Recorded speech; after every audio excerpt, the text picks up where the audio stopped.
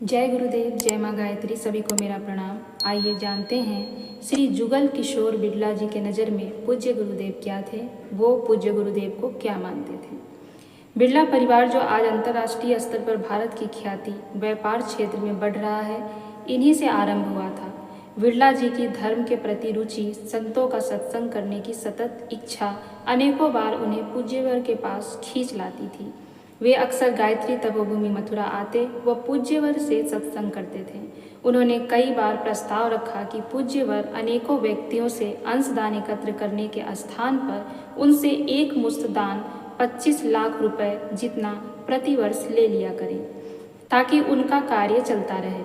पूज्यवर ने कई बार के प्रस्ताव के बाद एक ही जवाब दिया कि यह ब्राह्मण की पूंजी है जिससे यह मिशन खड़ा किया है, इसमें जन जन की भागीदारी है।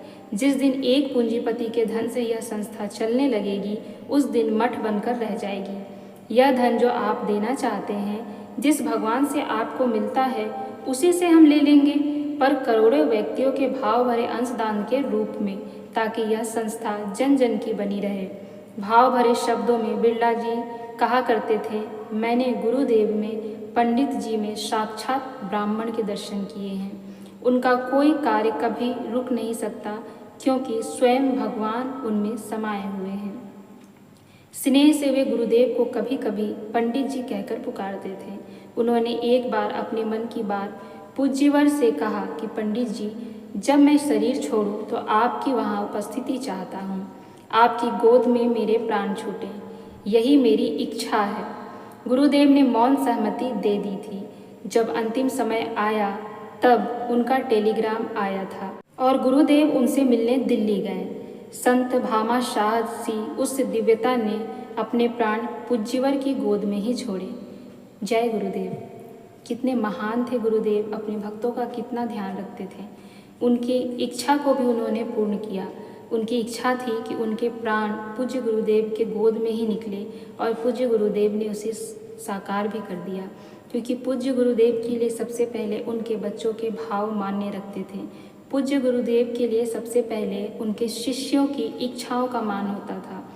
उस समय पूज्य गुरुदेव के शिष्य भी ऐसे होते थे जो पूज्य गुरुदेव को भगवान से बढ़ के मानते थे, और बदले में भगवान रूपी पूज्य गुरुदेव भी उन्हें अपनी संतान, अपना एक अंश मानते हुए, उनके हर भाव को अपना मानते हुए पूरा करते थे।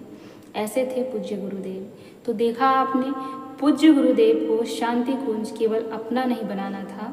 उनके अंदर सत्ता का कोई प्रलोभ नहीं था, उनके अंदर लालच नहीं था, उनके अंदर धन का कोई लालच नहीं था। उनके अंदर था कि ये शांति कुंज सिर्फ मेरा नहीं, जन जन का हो। अन्यथा गुरुदेव को दान देने वालों की कमी नहीं थी। वह चाहते तो केवल एक दो व्यक्तियों के दान से ही शांति कुंज का विस्तार कर सकते थे, लेकिन वो शांति कुंज को सबका बनाना चाहते थे।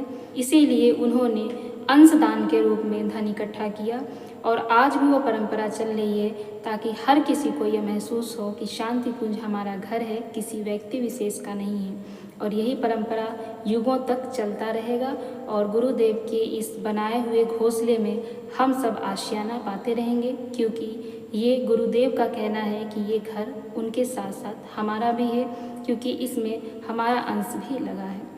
जय गुरुदेव।